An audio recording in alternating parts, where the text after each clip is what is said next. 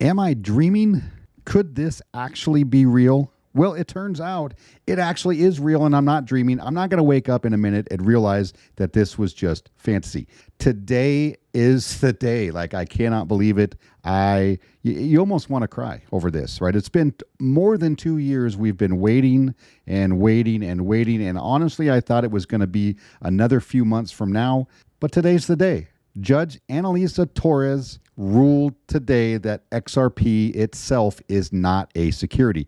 Now, this is a win for the SEC and a win for Ripple, and a loss for the SEC and a loss for Ripple. So, I mean, they split the baby, which is a horrible saying. It's a horrible term to use, but they win on some and they lose on some, right? So, of course, the SEC is going to take this as a huge win for them, and that's fine. They can have that and they can move on.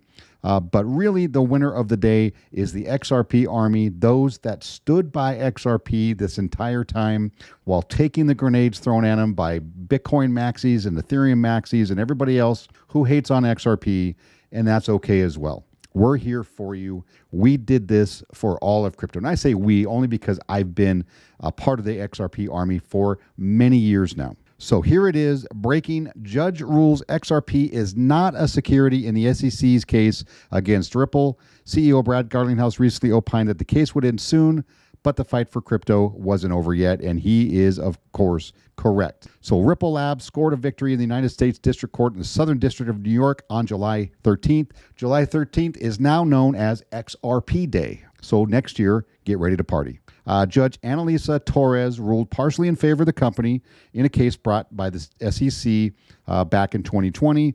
Let's see. According to the document filed on July 13th, Judge Torres has granted summary judgment in favor of Ripple Labs, ruling that the XRP token is not a security. Now, this was one of those questions we had.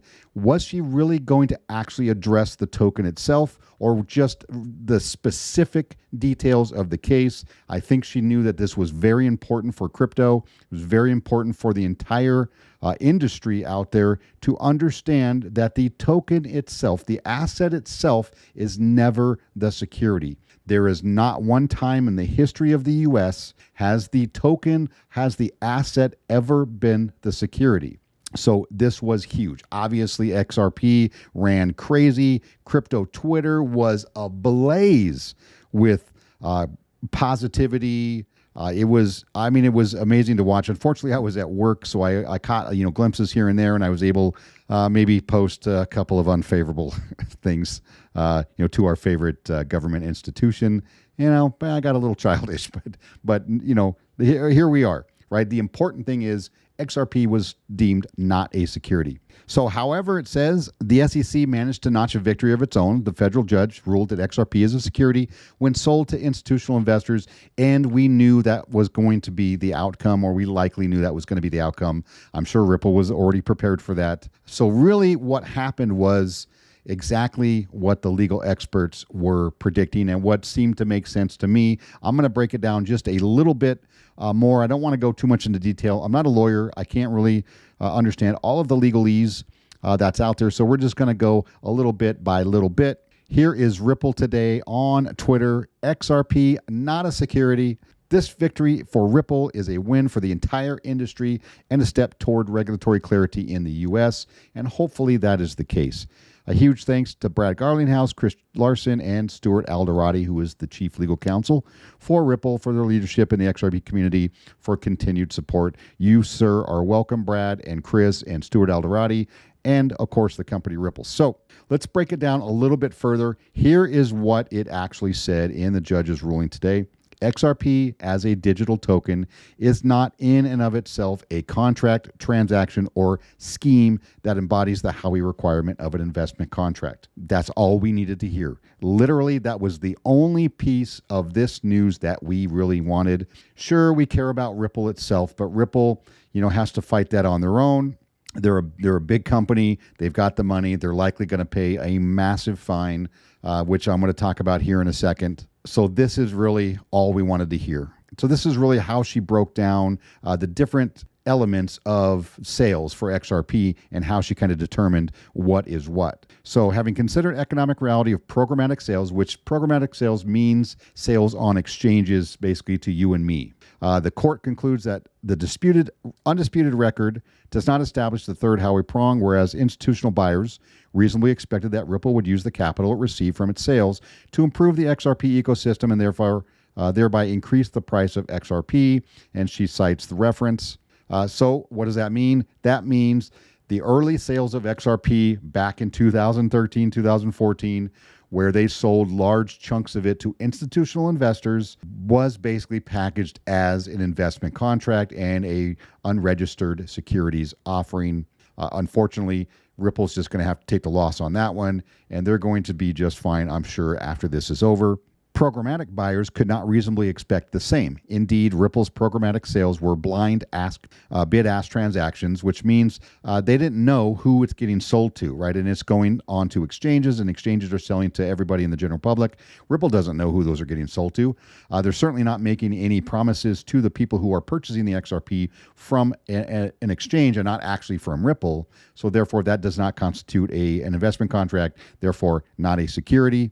And it just says programmatic buyers could not have known if their payments of money went to Ripple or any other seller of XRP. And then down here, therefore, the vast majority of individuals who purchase XRP from digital asset exchanges did not invest their money in Ripple at all, which, of course, is the case. The economic reality is that programmatic buyer stood in the same shoes as secondary market purchaser who did not know or to whom it was paying money to, right? So we don't know where that money goes. You just pay the exchange. The exchange maybe sells, to other people, and the money never goes back to Ripple, right? And we already know that. So just summing that up, institutional buyers in the beginning, yep, investment contract. Unfortunately, like I said, they're going to have to take the loss for that one. But anybody purchasing on exchange, and we want to say, the secondary market, which they do use the term secondary market purchaser. It's not also an investment contract, therefore not a security. And there's a gray area there, and that's not really the case. You can't just say that the secondary market transactions are not sales of securities because of this part here. It says the court does not address whether secondary market sales of XRP constitute offers and sales of investment contracts because the question is not properly before the court. So she is saying that question wasn't put before her, so she doesn't really need to decide it, but she does offer reasoning for why secondary market sales may not be just blanket deemed to be not a securities offering, because it all depends on how it's actually sold. So if I decide to take some XRP and I group it up with a bunch of instructions and I tell people, hey, I'm going to work with Ripple, or I'm going to do something over here, maybe some marketing, and try to get the price of XRP up higher so that you will make money. Therefore, that scheme that I'm putting together with the token does or could constitute a sale of unregistered securities. So that really makes sense. I mean, if you think about it, that does make sense. Yes, the token itself is not a security, but the way in which you sell it could be determined to be a security or a securities offering. So that, like I said, it makes sense to me. I don't have an issue with that. We already heard this one here, XRP as a digital token is not in and of itself a contract transaction scheme that embodies the Howey requirements of an investment contract. All we need to hear. So now, of course, all of this excitement, XRP is going absolutely bonkers today, which is really cool to see, but that's not the important part. The price of XRP right now is not important. No, I don't plan on selling anytime soon. I'm not, like I said, I'm not a trader. Anybody who knows me knows I'm not a trader. I'm a buy it and hold it. I have a price at which I'll start selling, and we're not even close to that yet. But it is super cool to see those people who bought in a little bit higher than I did. I'm DCA'd at right about 33.5 cents. So yeah, my portfolio does look very nice today, but I will be hanging on to my XRP for the time being. Now, of course, the SEC has to respond. They had to take a response. And here's Stuart Alderati, right, the chief legal officer for Ripple. He says, could not agree more with this person here, Katie Biber. Pathetic statement coming from the SEC today. Take your loss. You earned it. And basically, this is what the SEC's response was. We are pleased that the court found that XRP tokens were offered and sold by Ripple as an investment contract in violation of securities laws in certain circumstances. The court agreed with the SEC that the Howey test governs the securities analysis of crypto transactions and rejected Ripple's made-up test as to what constitutes an investment contract. So Ripple did have their own test they were trying to throw out there, and I think it had something to do with ingredients, but that the judge basically just rejected that idea. Not just outright, but there was a reason for it that I'm not going to get into right now because it's just more legal jargon that I'm not going to be able to properly convey to you. Go over to John Deaton's YouTube channel and watch his breakdown of it. He breaks it down beautifully. He always does a fantastic job. Instead of emphasizing that Howey and subsequent cases have held that a variety of tangible and intangible assets can serve as the subject of an investment contract, which I just covered with you.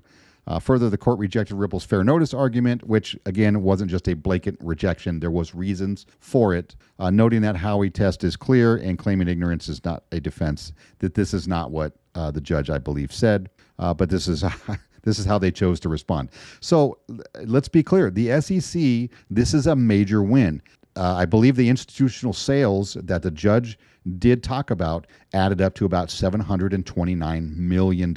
So once the fine portion, the punishment portion comes out for this, which I have no idea how long that's going to be, it is likely going to be the largest fine in SEC history, and the SEC is going to tout that as a major win over crypto, and then try to use that to say that this is why they need to be the ones to govern the crypto space, which we know that they're horrible at that. We definitely do not want that. But yes, obviously, if companies are out there packaging their tokens or their crypto or whatever it is as a sale of securities and making certain claims to their investors, then yeah, there's legal precedent there that they have to follow the law. And if they don't, the SEC can sue them. I don't have a problem with that. If you have an ICO and you're making promises to people who are purchasing that you're going to work your butt off and they're going to make money and everybody puts their money in, and then you have that common enterprise, you have that expectation of profit, you have an actual sale or money put in to purchase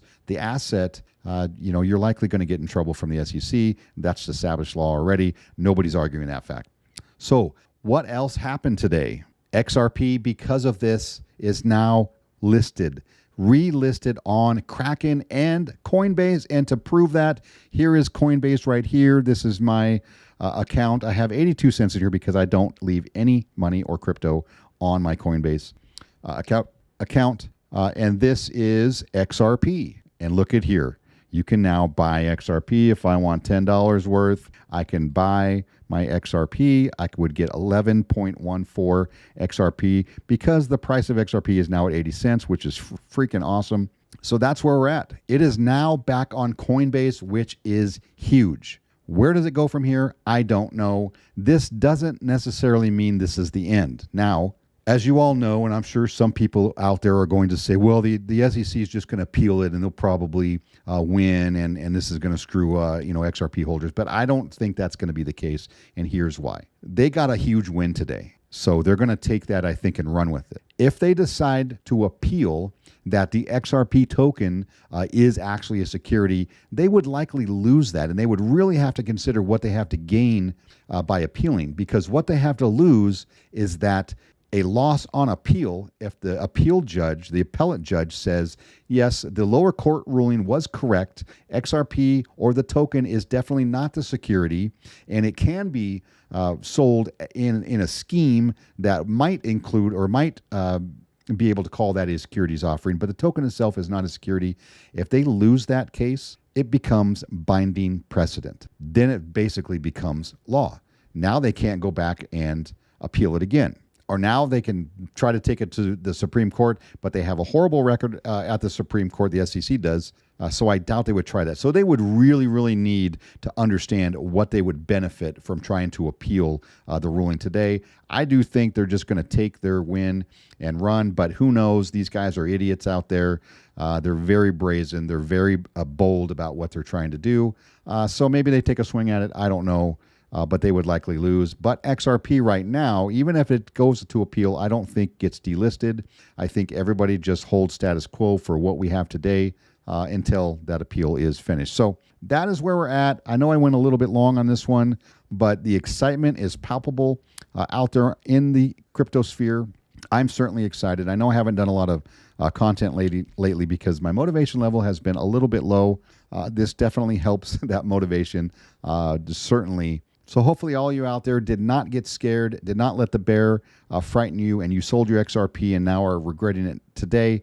Hopefully you guys are out there making a little bit of profit. Make sure you take your profits, pay your taxes, and do not get scammed. Scams are rampant right now on Twitter and Telegram and everywhere else, especially for XRP related content. So be careful and protect yourself. And with all of that, I'm out. I'll see you guys next time.